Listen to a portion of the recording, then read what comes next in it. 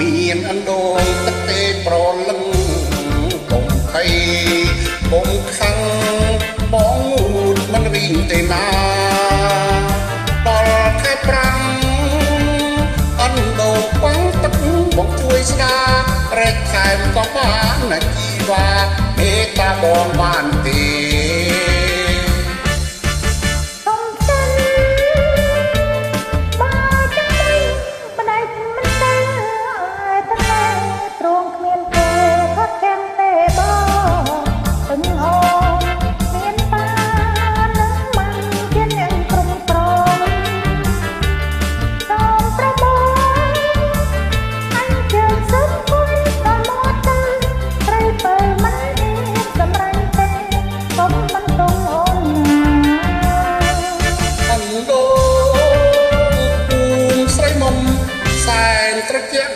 ត្រូវភ្លៀងធ្លាក់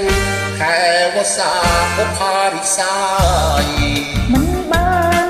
ទេបងកំពងនំតែនឹកស្ដាយបើបានសែនសុខរីករាយនៅក្នុងកាយមួយថ្ងៃច្រើនដងក៏គ្មានណាយឲ្យតែស្រីយល់ព្រ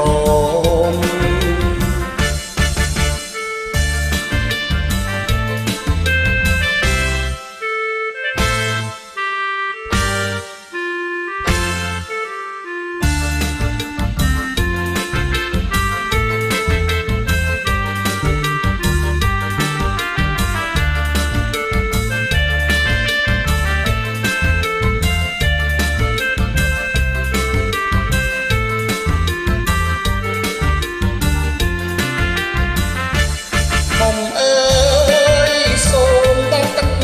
ស្រី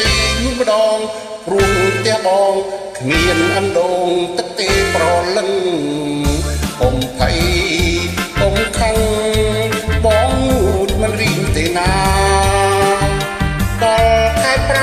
5អណ្ដូងខ្វាំងទឹកបងជួយស្ដារែកខែមក៏បានណាជីវ៉ាមេតាបងបានទេ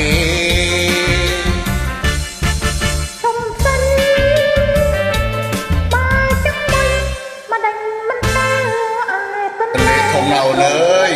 អត់ចេះហៅទឹកហៅស្លាប់លងស្លាប់មានបា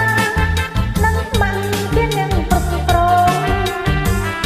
សូមប្រមូលអញជឿនសឹងគុណក៏មកទៅស្រីបើមិនហ៊ានសម្រេចទេសូមបន្ទងអូនណា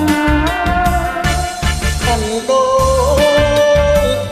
ងស្រីមុំសែងត្រជាក់